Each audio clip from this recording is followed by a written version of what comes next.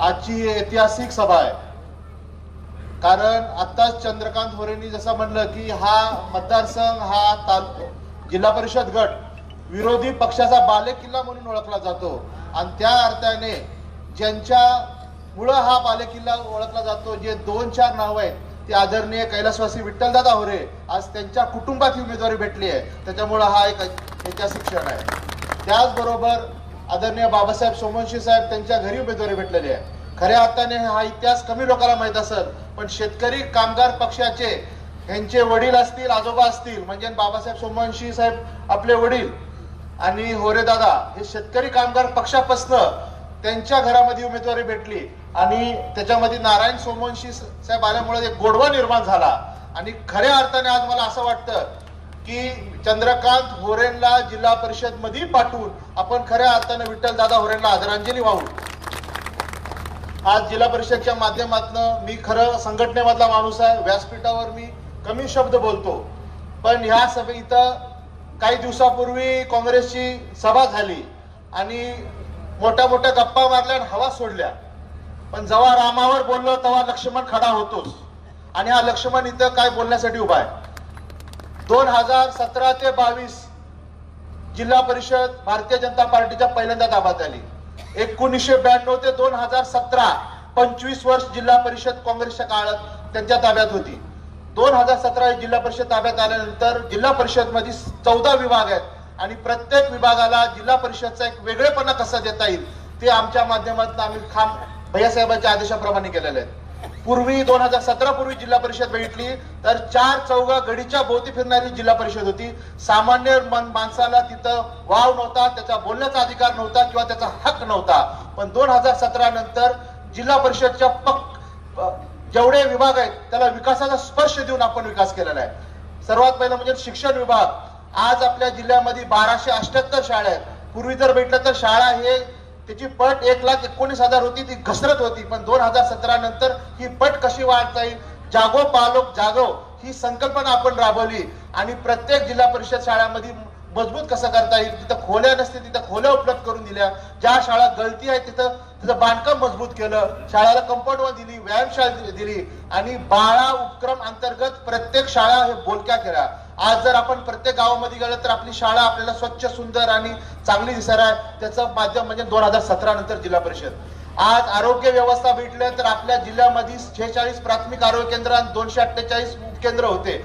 ही विश्वासार्हता म्हणजे आपल्या लातूर जिल्ह्यामध्ये जर कोणी प्राथमिक आरोग्य केंद्र जायचं म्हणलं तर कोण जात नव्हतं, प्रायव्हेट ह्याच्यामध्ये जायचं। का जायचं नाही प्राथमिक आरोग्य केंद्र उपकेंद्रामध्ये? कारण विश्वासार्हता नव्हती, तिथं एमओ नसायचा, मेडिकल ऑफिसर नसायचा, मुबलक औषध नसायचं। पण 2017 नंतर ह्या सर्व प्राथमिक आरोग्य केंद्र एक मजबूतीकरण दिलं, तिथं आपण एमओ उपलब्ध करून दिला आणि आज मुबलक औषध आहेत।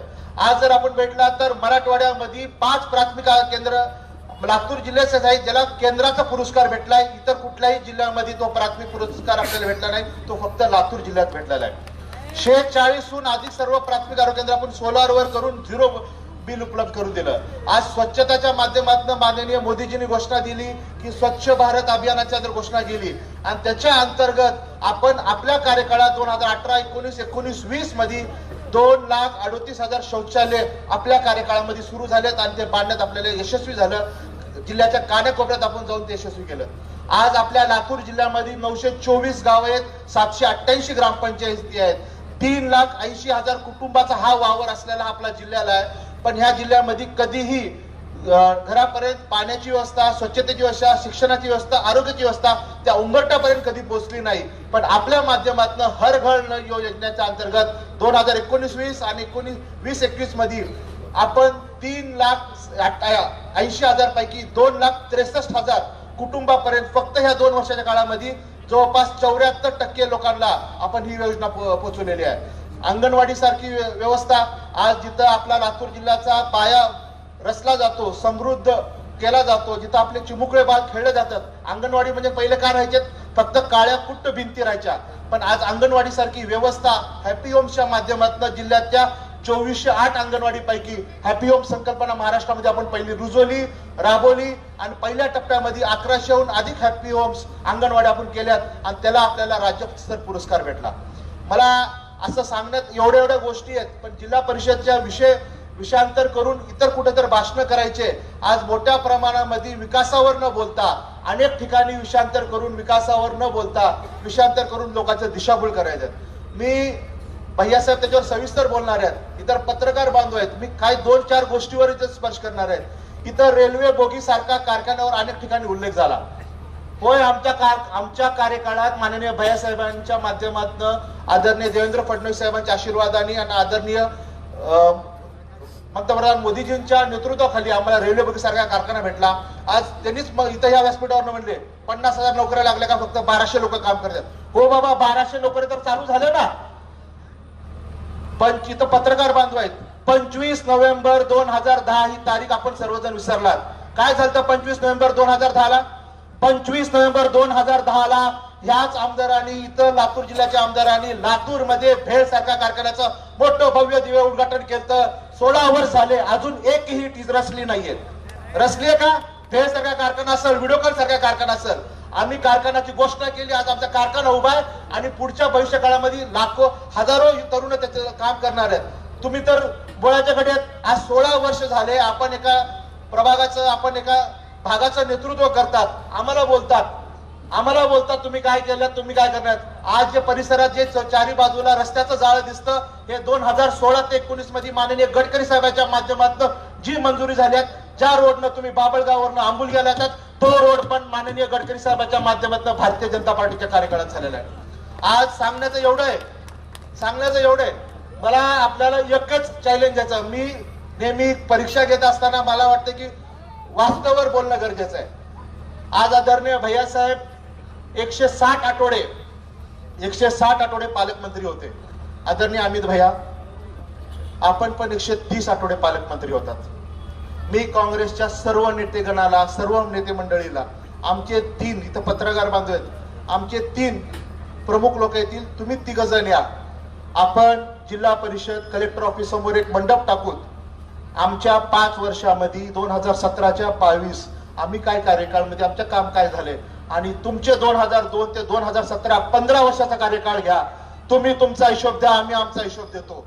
आणि आमच्या हिशोबात जर 50% पण तुम्ही दिलात तर निश्चित आमच्या 11 जिल्हा परिषदच्या सर्व उमेदवारांना तुम्हाला पाठिंबा द्यायला मिळाला भाग पडत.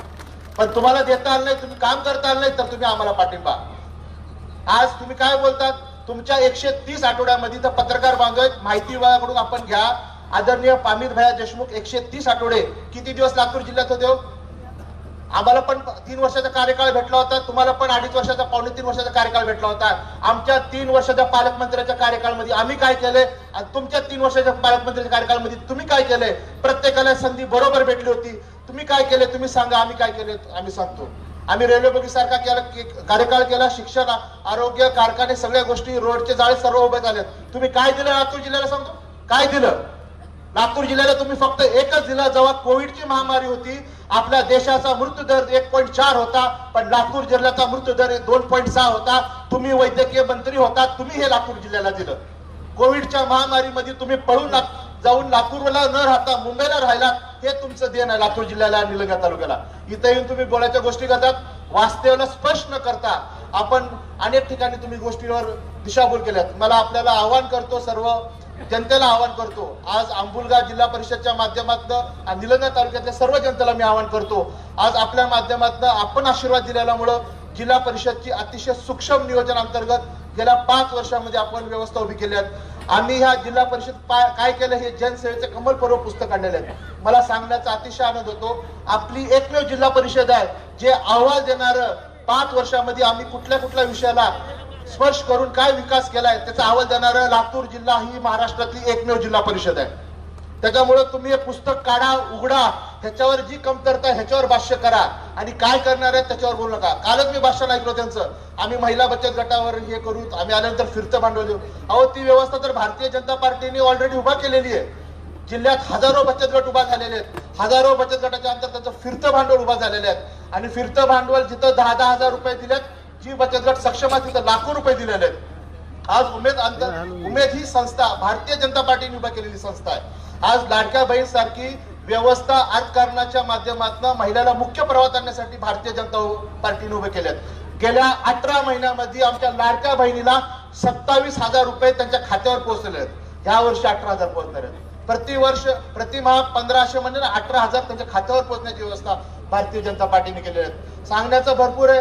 आजच आपल्या देशाचा अर्थसंकल्प मांडलेला आहे आणि त्या अर्थसंकल्पामध्ये 98,000 कोटीहून अधिक महाराष्ट्राला झुकता माप मारण्याने मोदीजींनी दिलेले आहेत. मी एवढंच बोलून माझे 2 शब्द संपवतो की आपल्या समोर 2 टाकी आहेत, एक कोरडी टाकी आहे आणि एक भरलेली टाकी आहे. ती भरलेली टाकी म्हणजे भारतीय जनता पार्टीची आणि ती कोरडी टाकी म्हणजे काँग्रेसची आहे.